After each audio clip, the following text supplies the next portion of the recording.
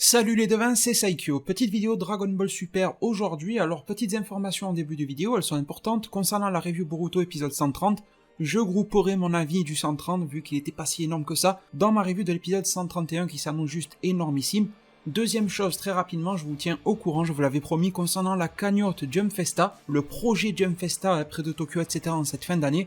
Vous avez déjà explosé pas mal de records. Je vous en ai informé dans l'onglet communauté YouTube, sur Twitter, sur Facebook. Au moment même où je vous parle, la somme très exacte accumulée depuis le lancement du projet sur Utip est de 170,31 €. Je vous en remercie infiniment parce que cette somme-là a été récoltée en moins de 24 heures. C'est absolument énorme. Je ne sais pas si grâce à vos visionnages de publicité gratuite, on pourra atteindre les 200 € dès ce soir, au bout des 48 heures. Ça ferait 20% de l'objectif qui est atteint en seulement 48 heures, ça serait absolument énorme ici, merci infiniment. Et l'engouement que vous me faites parvenir est absolument énorme. 3 choses également à vous dire par rapport à ce projet Jump Festa. Je tenais à remercier, même si je l'ai déjà fait personnellement, à remercier les donateurs qui se sont greffés aux personnes qui font des publicités gratuites, sachant que moi, vous le savez, je ne demande aucun don, je vous demande juste de regarder des pubs sur Utip.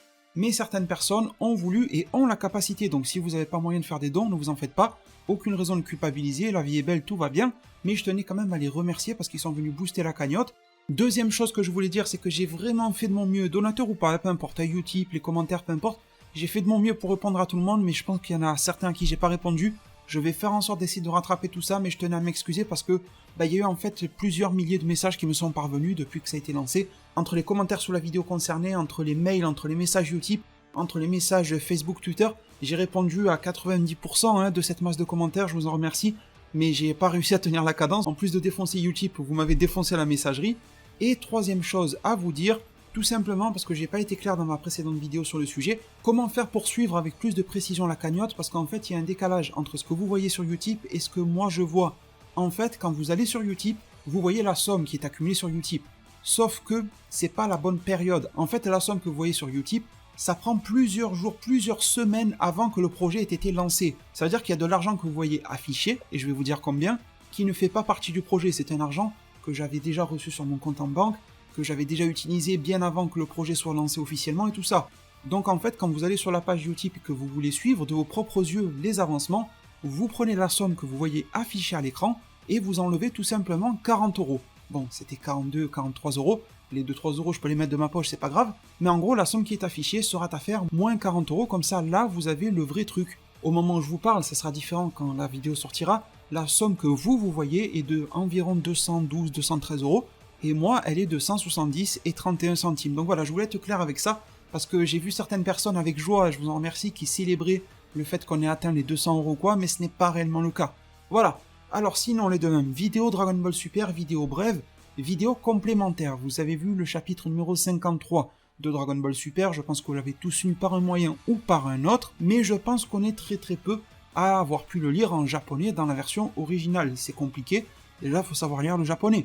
Et du coup, la version de référence lorsque le chapitre sort aux alentours du 20 de chaque mois, eh bien c'est la version soit de Manga Plus by Shueisha, la maison d'édition directement du manga DBS au Japon, qui fournit des traductions anglaises et espagnoles, ou alors c'est d'aller sur le site viz.com en attendant que les tomes nous parviennent en France. Après, bien sûr, faut pas se le cacher, les fantrades viennent se calquer sur ça, mais depuis quelques temps, les fantrades ont globalement, pas toutes, il y en a qui continuent, mais une bonne majorité ont arrêté de traduire depuis le japonais, et en fait elles prennent la version officielle de Manga Plus en anglais, qu'elles traduisent en français. Donc on perd de plus en plus le lien et la connexion avec les mots en japonais. Et aujourd'hui, le point que je veux vous faire concerne le très mystérieux, très intriguant Sevenslee, le fameux 73. Je dis Sevenslee pour ceux qui ne sauraient pas, parce qu'apparemment pour les japonais, quand ils disent 73, par rapport à leur prononciation des R qui est un petit peu particulière, ça ressemblerait plus à un L ou à un R roulé que à un R de manière un petit peu française classique, d'où le Sevenslee transcrit. Alors en fait, ce que l'on apprend de lui dans le chapitre version Manga Plus, en anglais et officiel, c'est que Sevenslee est un être artificiel. Mais à quel degré peut-il être artificiel, on ne le savait pas. Après la lecture du chapitre 53, on pouvait se demander s'il était un robot comme C16 par exemple, on pouvait se demander à juste titre, vu sa ressemblance avec Hit, s'il n'a pas été fait comme C17 ou C18, donc humain artificiel sur la base d'un mortel, on greffe des éléments de nanotechnologie ou autre génétiquement, et on modifie génétiquement la personne pour en créer un être hybride, humain robotisé en quelque sorte, Ou alors, troisième cas, on nous fait mention dans le chapitre 53 qu'il a été créé par le biais d'un scientifique, de la science, etc., d'une certaine forme d'intelligence, très probablement dans l'univers 7, donc un scientifique avec des capacités absolument, peut-être même dépassant l'humain, allez savoir, et en tout cas ce scientifique ou ce groupe de scientifiques, on ne sait pas, aurait pu créer ce Seven Sea de toutes pièces, et de par leurs propres mains, de par leur capacité scientifique, un peu comme une recette de cuisine, je prends un ingrédient à droite, à gauche, au milieu, etc., j'assemble tout, je laisse mijoter, j'assaisonne bien, ça me donne quelque chose de totalement inédit. Est-ce que ces scientifiques n'ont-ils pas pu créer une forme de vie sur la base de rien en fait, sur la base de leurs connaissances et de certains ingrédients d'une recette à suivre pour créer une forme de vie sur la base de rien? Eh bien les devins, c'est le cas. C'est le cas en tout cas si l'on se fie aux propos en japonais. Et je remercie énormément l'amie Freza-sama qui est venue sur Twitter m'en parler. Elle nous a fait une explication, je lui ai dit que dans la version officielle, il y avait que ça qui était donné en fait, donc je pouvais pas faire mieux que ce qui est donné officiellement, ne parlant pas moi-même le japonais, mais elle le parle le japonais, et elle possède le magazine V-Jump avec le chapitre en japonais, donc c'est cool. Et elle nous dit que les termes sont différents en japonais. 73 est alors ce que l'on appelle une forme de vie artificielle, que l'on appelle en japonais du Jinku Setai. C17 et C18 sont des humains artificiels modifiés, qui sont des Jinzuningen, je pense que vous avez déjà entendu ça, Jinzuningen Hachigo par exemple pour C18, et elle nous dit que pour le cas de DBGT, le cas de Baby, c'est une forme de vie technologique, un Kikai Semetai si je prononce à peu près bien, et elle nous précise que Kikai veut dire machine.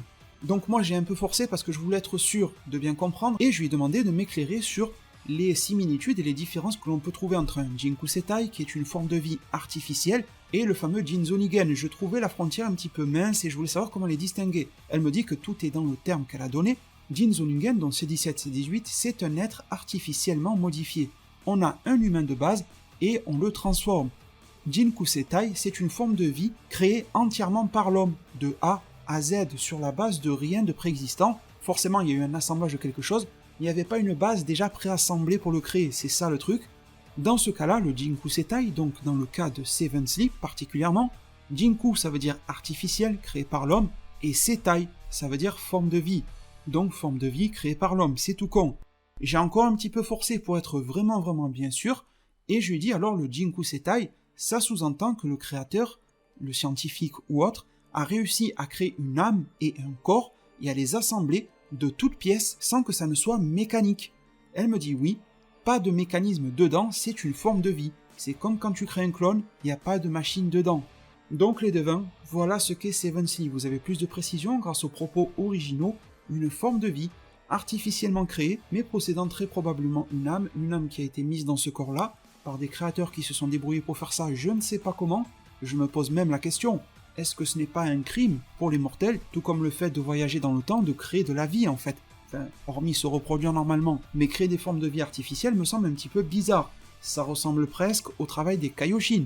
Après, bien évidemment, le fait qu'ils soient liés à la race de Hit de près ou de loin, ça ne tombe pas à l'eau. Là, il tombe à l'eau la thèse comme quoi il serait un Jinzoningen, c'est-à-dire qu'il y avait déjà un corps de la race de Hit version univers 7, on l'a ouvert, on l'a bidouillé, on l'a modifié, on l'a programmé, il s'est réveillé, il est revenu à la vie. Bon, non, c'est pas ça. Mais il se pourrait très bien que cette forme de vie-là a été créée en prenant comme modèle des dessins, des calculs pour donner un aspect physique sur la base de la race de Hit, parce que peut-être que le scientifique venait de cette race-là, peut-être que le scientifique a parcouru l'univers comme il a pu, et la race la plus puissante qu'il a vue par le biais de ses voyages était celle de Hit, peut-être qu'il n'est jamais tombé sur les Saiyans, et que comme il n'en reste que quelques-uns sur Terre, et que la Terre est réputée pour avoir des êtres plutôt faibles de base, il s'est dit j'y vais même pas, et qu'il est tombé sur cette race-là de manière éloignée. Bref, cela est possible, donc on peut garder dans un tout petit coin de notre tête, même si l'idée et la théorie se réduisent de plus en plus et s'effondrent sur elle-même, malgré tout il reste encore une infime chance que la race de Hit version univers 7 soit liée de plus ou moins loin à ce Seven Sea. En vous rappelant quand même qu'on a des équivalents de Magetta, de Botamo visuellement, physiquement en termes de chara design qui sont manifestes, ça ne serait pas étonnant qu'ils soient liés d'une manière ou d'une autre à Hit également. Donc les devins, je pense avoir fait le tour du sujet, je vous remercie une nouvelle fois pour la fameuse cagnotte Jump Festa, je vous mets le lien de ma page Utip en haut de la description, vous n'allez pas le manquer, merci infiniment, j'espère avoir la surprise quand j'irai voir le compteur ce soir que la barre des 200€ sera atteinte, si c'est le cas je vous le dirai sur mon Twitter, mon Facebook, vous trouverez les liens en description de mon Twitter et Facebook, et dans l'onglet communauté de YouTube pour ceux qui ne veulent pas aller sur les réseaux sociaux, vous allez sur ma page YouTube, la page d'accueil, vous allez voir en haut il y a plein d'onglets, il y en a un qui s'appelle communauté, et c'est un petit peu comme un réseau social intégré à YouTube. Il n'y a pas besoin de créer un compte et tout ça, Avec votre compte YouTube, ça marche déjà très bien, vous pouvez lire tout ce que je mets. Je crois que même sans compte YouTube, ça marche. Donc c'est vraiment cool, et au moins je peux poster là-bas et je vous informe à peu près tous en temps réel. Enfin, je trouve ça vraiment excellent. Du coup les devins, merci du fond du cœur. J'espère que les informations du jour vous auront plu. Prenez tous extrêmement bien soin de votre futur. Je vous prépare d'ailleurs une petite surprise qui devrait arriver sur la chaîne YouTube. Et à plus pour de prochains arts divinatoires.